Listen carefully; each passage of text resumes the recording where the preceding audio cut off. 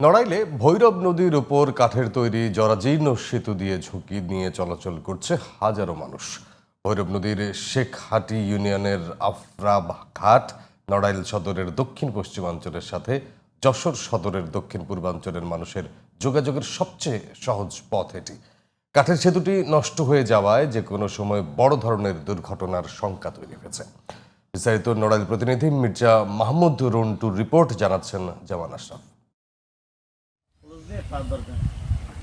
নড়াইল জেলার পশ্চিম ও যশোরের পূর্ব সীমান্ত ঘেঁষে প্রবাহিত হয় ভৈরব নদী। এই নদীর উপর নির্মিত কাঠের সেতু দিয়ে নড়াইল সদরের দক্ষিণ পশ্চিমাঞ্চলের সঙ্গে যশোর সদরের দক্ষিণ পূর্বাঞ্চলের প্রায় 20টি গ্রামের লাখেরও বেশি মানুষ যাতায়াত করে থাকেন।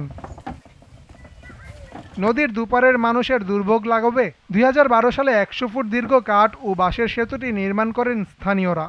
তবে সময়ের পরিক্রমায় বর্তমানে সেতুর পাটাতনের বাঁশ কাঠ পচে তৈরি হয়েছে মরণ ফাঁদ।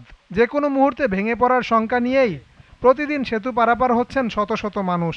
নিজেরা গ্রামের থেকে চান্দা তুলে বাঁশকুটি কেটে ব্রিজটা মেরামত করি, প্রতি বছরে 2-1 বার করতে হয়। চলাচলতিতে ভেঙে চুরে যায়, মেরামত করতে হয়, আমাদের কাজের বিভিন্ন ব্যাঘাত ঘটে যাতায়াতের জন্য।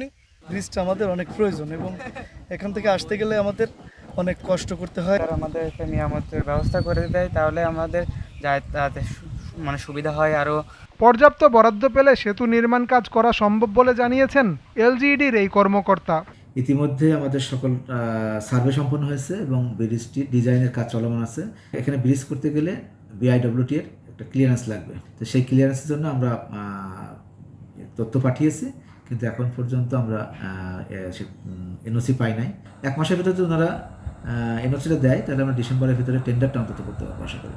সেতুটি প্রশাসন দ্রুত মেরামত করে দুর্ভোগ লাঘব করবে, এমনটাই প্রত্যাশা স্থানীয়দের। জামান আশরাফ, জিটিভি নিউজ।